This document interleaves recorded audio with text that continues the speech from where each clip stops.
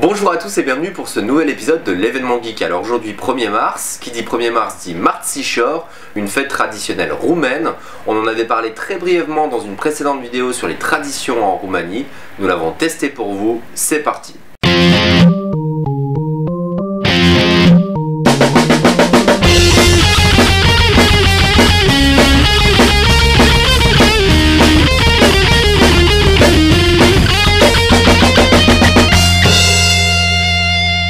Donc comme je vous disais, voilà 1er mars, Mărțișor, le diminutif de Petit Mars en roumain, mais c'est pas seulement une fête roumaine, c'est également une fête bulgare, moldave, ukrainienne, grecque, macédonienne, enfin un petit peu tout le sud-est de l'Europe. Donc Mărțișor, c'est une fête qui symbolise l'arrivée du printemps et qui rend également hommage à Babadokia, qu'on avait abordé dans la vidéo de la semaine dernière sur Dragobete, son fils. Babadokia, qui est un esprit un petit peu acariâtre d'une vieille femme qui change énormément d'humeur et qu'il faut apaiser avec des cadeaux et principalement de la laine. Alors, le Mărțișor, c'est le petit cadeau que vous offrez pour apaiser l'esprit de Babadokia. Donc c'est des petits cadeaux qui se portent généralement autour du poignet, autour du cou.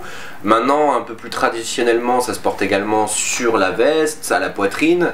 C'est pour un petit peu apaiser l'esprit de Babadokia. Alors ce sont des cadeaux qui s'offrent le plus souvent des hommes vers les femmes, hein. C'est à nous d'offrir des cadeaux aux femmes, mais dans certaines régions de la Roumanie, les deux sexes peuvent se l'offrir. Les femmes offrent également ce genre de cadeaux aux hommes. Alors que sont les Mărțișor? Les Mărțișor, ce sont des petits cadeaux comme ceci, qui vont être utilisés pour faire des bracelets, des tours de cou, généralement rouges et blancs, qui sont donc les symboles de ce Mărțișor et qui finissent en Roumanie en tout cas par des pompons. Alors vous en avez de plusieurs genres, hein. Vous avez simplement des ficelles qui finiront en bracelet, un petit peu comme de ce genre là.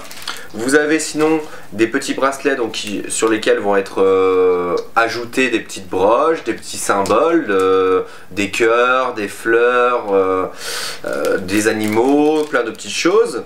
Et vous avez également donc, ces petites broches qui se portent comme je vous disais sur la veste. Donc là par exemple une tenue traditionnelle roumaine, donc la fameuse veste roumaine qui se porte également en petites broches pour Mărțișor. Il existe pas mal de légendes autour de Mărțișor. Une des plus célèbres et des plus importantes concerne surtout Babadokia, donc la représentante de Mărțișor. Donc une de ces légendes les plus fameuses oppose l'esprit de Babadokia, donc qui représente le froid, qui représente l'hiver, à sa belle-fille Maruția, qui elle représente plutôt la chaleur et le symbole de la jeunesse et du printemps. Donc Babadokia étant une vieille femme, il y a une vraie opposition entre elle et sa belle-fille. Donc la légende voudrait que Babadokia aurait envoyé sa belle-fille dans la forêt pour aller y cueillir des fraises à la fin du mois de février. Ensuite, en fonction des versions, la belle-fille aurait été aidée par Dieu, aurait été aidée par les fées, par la Sainte Vierge, enfin selon les versions ça diffère beaucoup,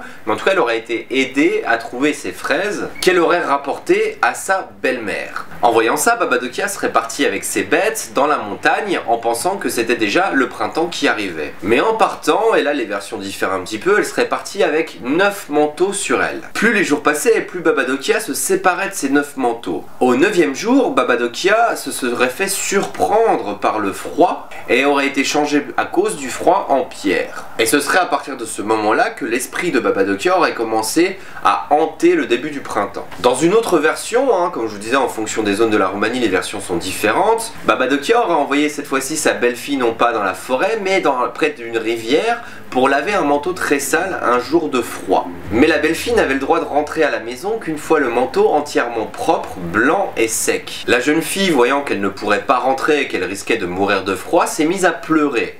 Et là, un homme, Mărțișor, serait arrivé avec des fleurs à pétales rouges et blanches, et un miracle se serait produit, le manteau serait devenu blanc. Et c'est à ce moment-là, en voyant sa belle-fille arriver avec le manteau blanc, que Babadokia serait partie avec ses bêtes dans les montagnes, où elle a quand même connu le sort funeste de l'histoire précédente. La dernière histoire, qui est à mon sens un peu plus poétique, serait d'une histoire entre une jonquille et un personnage. Le personnage se serait énervé que la jonquille ait fleuri avant lui, et le personnage se serait battu avec la jonquille. La jonquille aurait réussi à blesser le personnage qui serait devenu taché de rouge, d'où les couleurs blanches et rouges du Martichor. Et là, à l'endroit où sont tombées les gouttes de sang, cette fois-ci a fleuri une fleur qui n'était pas tachetée par le sang, mais qui était blanche et rouge, donc un personnage blanc et rouge que la jeune fille aurait ramassé et attaché à sa poitrine. C'est de là que viendrait le fait d'attacher un petit symbole blanc et rouge auprès de son cœur.